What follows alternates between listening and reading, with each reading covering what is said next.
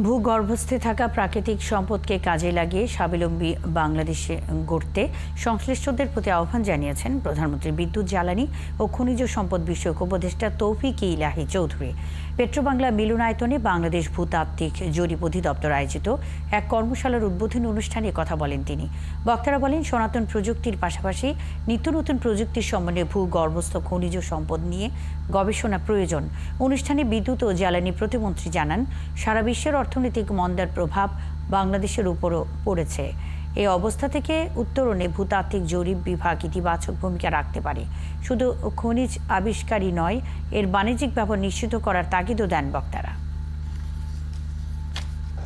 অনেক টুল আমরা নিজেরা পরিশ্রম করে তৈরি করতাম, এসব টুল ক্লাউডে অলরেডি অ্যাভেলেবল।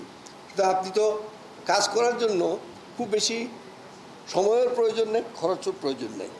তা আপনারা আশা করি নতুন যেগুলো প্রযুক্তি আসতেছে এগুলোকে ব্যবহার করে আপনারা নিজেরা সমৃদ্ধ হবেন। ট্রেডিশনাল মেথডে তারা যারা অর্থনৈতিকভাবে স্বাবলম্বী হয়েছেন সকলেই কিন্তু এই খনিজ সম্পদের উপর বেস করে হয়েছে। সমৃদ্ধশীল বাংলাদেশ করতে গেলে ভূতত্ত্বের সবচেয়ে বড় গুরুত্বপূর্ণ ভূমিকা হতে পারে।